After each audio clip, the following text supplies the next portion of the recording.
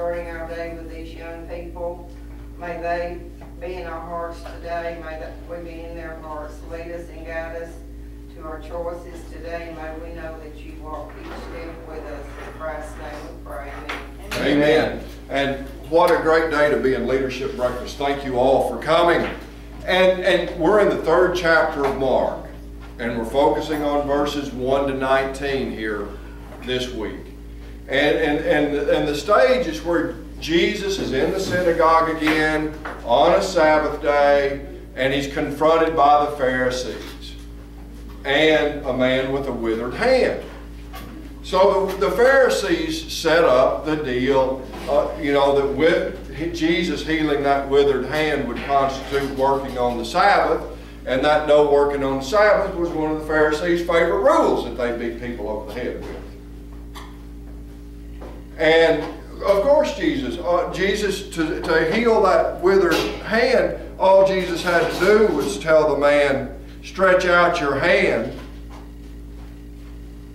And as soon as the man stretched out his hand, his arm was healed. Well, this threw the Pharisees into a tizzy.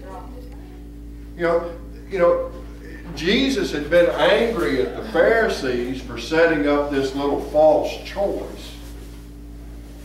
Do I want to operate up here at my decision level, where I love my neighbor as myself and I love God with all my heart, mind, and soul? Or am I worried about the little bitty rules of the Pharisees?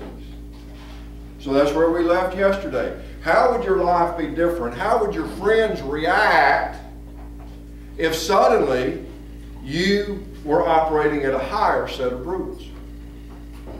So that it wasn't an issue. Nobody had to call you down in class because you operated at a higher set of rules. Nobody had to tell you to pull up your sagging britches because you operated at a higher set of rules. So that suddenly these conflict things that fill your life go away because you're no longer dealing with conflict-laden people. That you run your day in a positive, upbeat, and constructive way. So there's where we left yesterday. The Pharisees decide they want to try to kill Jesus.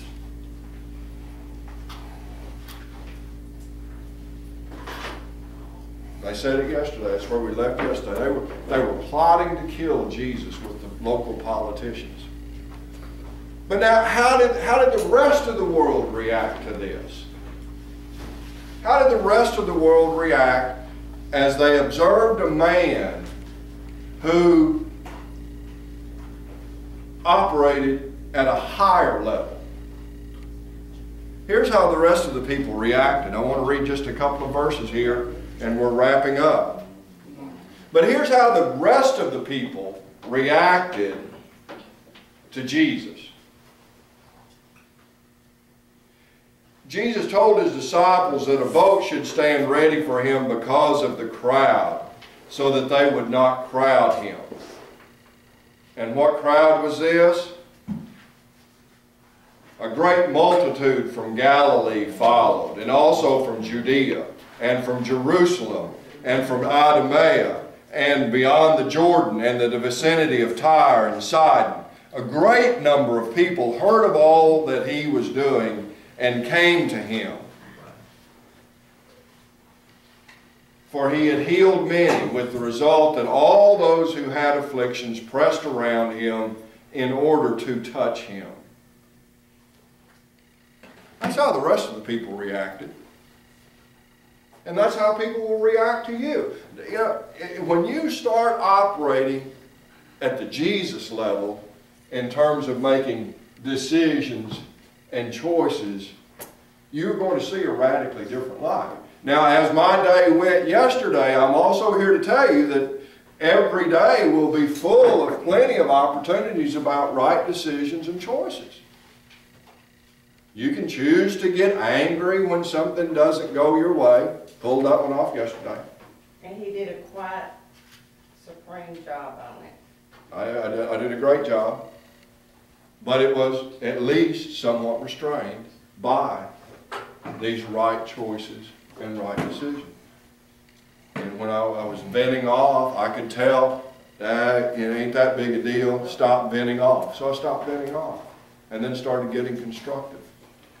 Try and get upbeat. How? And ended the day where, like always, God will watch after me, and this little event will take care of itself, like all things do.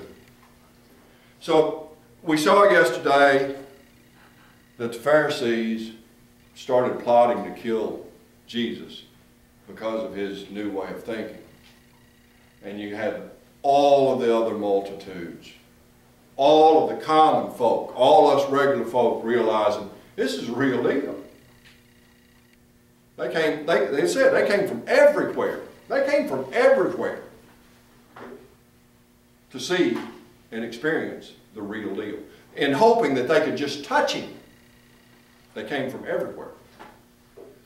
Ryan, you want to press out? Yes, sir. It is significant that Christianity began with a group. The Christian faith is something which from the beginning had to be discovered and lived out in a fellowship, like the fellowship we have here this morning. What a lovely group.